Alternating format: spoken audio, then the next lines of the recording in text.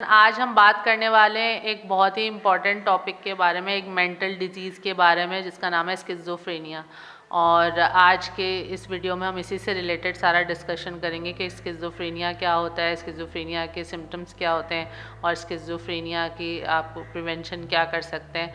तो उसमें सबसे पहले ये है कि स्किज़ोफ्रेनिया होता क्या है। तो स्किज़ोफ्रेनिया एक बहुत ही ज़्यादा सीरियस मेंटल डिसऑर्डर होता है जिसको बिल्कुल दूसरी बीमारियों की तरह उतना ही सीरियस लेना चाहिए, क्योंकि ये आपके बहुत ज़्यादा ब्रेन को डैमेज कर सकता है।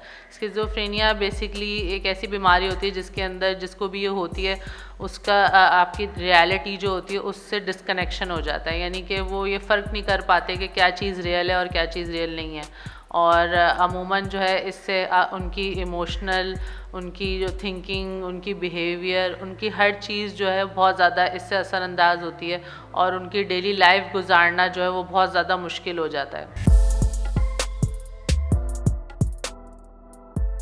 तो अब बात कर लेते हैं स्किज़ोफ्रेनिया के सिम्टम्स के बारे में।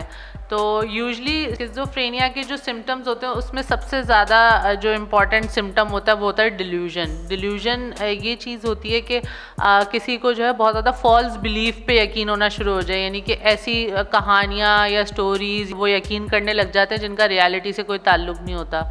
और अमूमन जो है वो बहुत ज़्यादा एजम्पशन बेस्ड उनका बिहेवियर हो जाता है।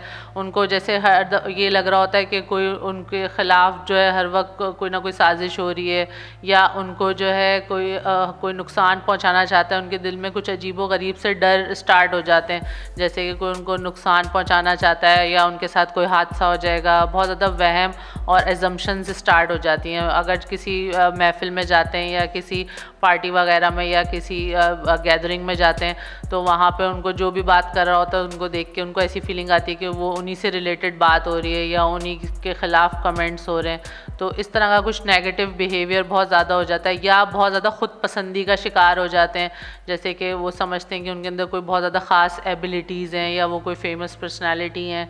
इस तरीके के कुछ बिलीव्स जो हैं वो स्टार्ट हो जाते हैं इसके अंदर। और उसके अलावा जो है दूसरा जो सिम्टम होता है वो होता है हेलुसिनेशंस। हेलुसिनेशंस ये होता है कि ऐसी चीज़ें दिखाई देना शुरू हो जाती हैं या ऐसी आवाज़ें सुनाई देना शुरू हो जाती हैं जिनका रियलिटी से कोई ताल्लुक़ नहीं होता, यानी वो सच में बिल्कुल भी एग्जिस्ट नहीं करती, लेकिन वो उनको फिर भी सुनाई दे रही होती हैं और दिखाई दे रही होती हैं। उसके अलावा उनकी जो स्पीच है और उनकी जो थिंकिंग और थॉट्स हैं वो बहुत ज़्यादा डिसऑर्गेनाइज्ड हो जाते हैं, यानी कि वो बिल्कुल बेरब्त सी बातें करते हैं, इररेलेवेंट बातें बहुत ज़्यादा करते हैं, और बात करते करते बीच में जो है कुछ मीनिंगलेस जुमले जो है वो भी बीच में ऐड कर देते हैं, तो सेंटेंस वगैरह उनका जो है अक्सर कोई मतलब नहीं रखता।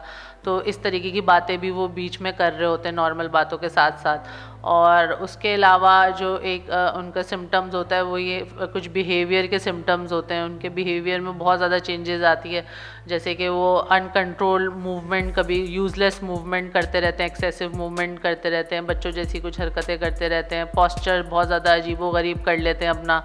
और उसके अलावा जो है वो किसी की इंस्ट्रक्शंस जो है वो सुनने में उनको मसला होता है, आई कांटेक्ट नहीं कर सकते किसी के साथ। और उसके अलावा जो है वो बहुत ज़्यादा अपने आप को हर वक्त नेगेटिव थॉट्स उनके अंदर आ रहे होते हैं, और वो ज़्यादातर जो है इस तरीके अवॉइडेंस वाली उनकी वो होती है लोगों से, जैसे एंटी सोशल उनका बिहेवियर हो जाता है बहुत ज़्यादा।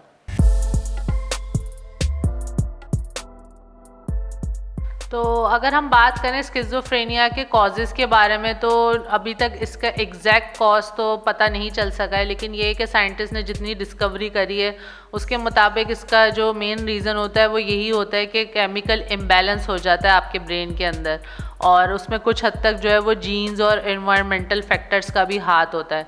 तो जो हमारे ब्रेन के अंदर कुछ न्यूरोट्रांसमीटर्स होते हैं जैसे कि डोपामीन और ग्लूटामेट, उस इनके जो है इम्बैलेंस की वजह से जो है स्किज़ोफ्रेनिया स्टार्ट होता है। और अनफॉर्चुनेटली अभी तक इसका एज सच कोई ट्रीटमेंट और क्योर नहीं है।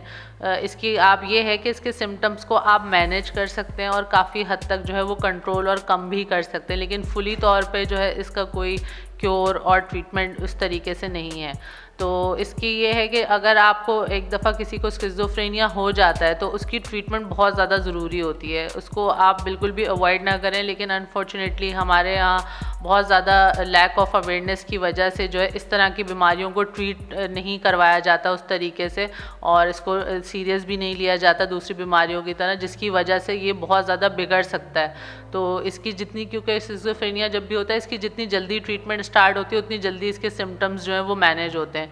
नॉर्मली जो है इसकी ट्रीटमेंट्स में जो आपको दी जाती हैं मेडिसिन, वो आपको कुछ एंटीसाइकोटिक्स दी जाती हैं, जैसे कि ओलेंजापिन और रेस्पेरिडोन, ये कुछ मेडिसिन होती हैं जिनसे स्टार्ट किया जाता है ट्रीटमेंट। और फिर आहिस्ता आहिस्ता मेडिसिन जो है उनके कॉम्बिनेशन चेंज भी किए जा सकते हैं।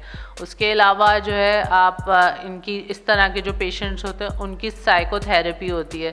साइकोथेरेपी में जो है वो थेरेपिस्ट जो है उनको डिफरेंट तरीके से उनके बिहेवियर्स के साथ उनके जो थॉट्स होते हैं उनको हैंडल करना सिखाते हैं, और उसके साथ साथ जो उनकी साइको सोशल ट्रीटमेंट भी होती है। साइको सोशल थेरेपी जो होती है उसके अंदर जो थेरेपिस्ट होते हैं वो उनको सोशल स्किल्स सिखाते हैं ताकि वो दूसरे लोगों से कम्युनिकेशन प्रॉपर कर सकें।